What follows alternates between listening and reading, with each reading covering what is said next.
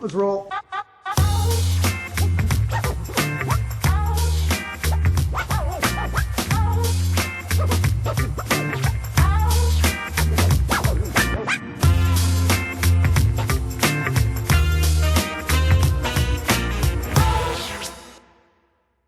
This is a throwback to the recipes of my childhood, a refrigerator cake.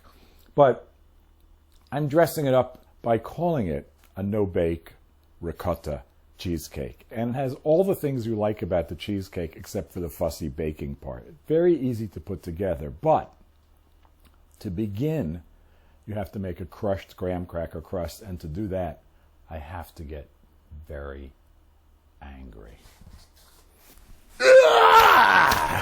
Mark smash, mark smash. Or you can use a little wooden mallet. Anyway, enough of that. You take your graham cracker crumbs, you mix them with some melted butter. I like little pecans in here. Press them into a lovely 8-inch, what do we call this? Cake pan, pie plate, dish.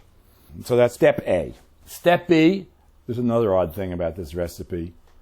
Your mix master, KitchenAid, whatever you want to call it, must be pink or it doesn't work. No, actually, you can use a whisk for this step or a hand beater or a lovely KitchenAid as we have here. So you start with a 8-ounce bar of cream cheese, lightly softened. Stick that on there as best you can, which obviously is going to be better than I can. I just took it off. I ought to be able to get it on. There we go. Add about a cup of good ricotta. Honey, and you don't need too much because the cheeses are both sweet, and you could use sugar, but say 2 squeezes or 2 tablespoons. Lemon zest. Use a lemon zest or use a fine grater so you get zest and not the white pithy part. See, you can barely tell that it's taken off there. It's really nice. It smells so great. And then blend that. Mix it.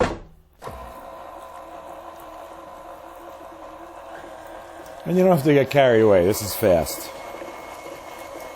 No eggs, no sugar, just that little bit of honey. That's it. So you can see it's creamy, it's light. It's not over blended. You can really do this easily with a whisk or a hand beater.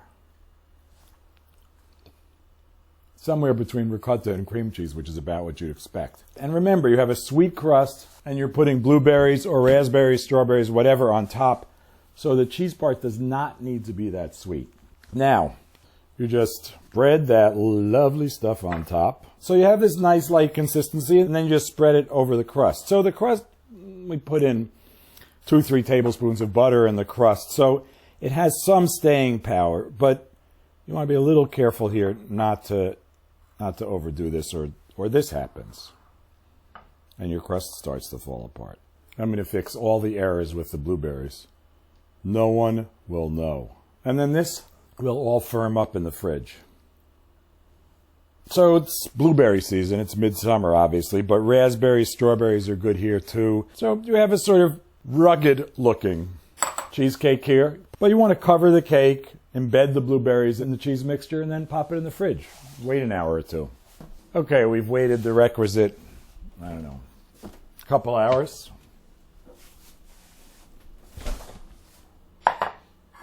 Still looks like a mess. We'll see what an individual piece looks like.